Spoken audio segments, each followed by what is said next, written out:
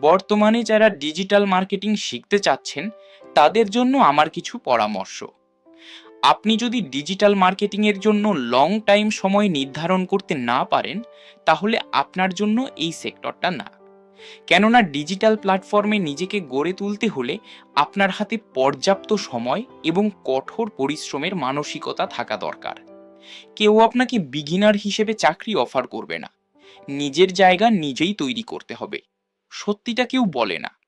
আপনি হয়তো ইউটিউব অথবা ফেসবুকে দেখছেন যে ডিজিটাল মার্কেটিং করে একজন অনেক টাকা মাসে ইনকাম করেছে, তাই আপনিও এই স্কিলটা শিখতে যাচ্ছেন। আপনি যাকে আজকে সফল একজন মার্কেটার হিসেবে দেখছেন, তিনি এই পর্যায়ে আসতে কত সময় এবং শ্রম দিতে হয়েছে সেটা কি কখনো খুঁজে দেখছেন? স্বপ্ন দেখা সহজ, কিন্তু সেই স্বপ্নটাকে বাস্তবে রূপ দেয়া বড়ই কঠিন কাজ। আমি বলছি না আপনি ডিজিটাল মার্কেটিং করে কিছু করতে পারবেন না। আপনি অবশ্যই পারবেন। তবে আপনার হাতে পর্যাপ্ত সময় এবং ধৈর্য না থাকলে এই সেক্টর আপনার জন্য না। যারা ডিজিটাল মার্কেটিং সম্পর্কে বিগিনার, তাদের বলবো আপনি আগে বেসিক নলেজ গেইন করেন।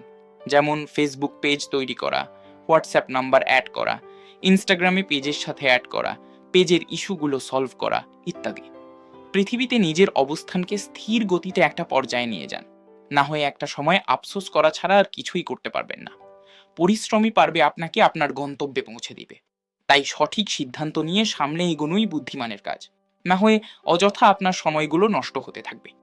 সবাই ভালো থাকবেন। আল্লাহ হাফেজ।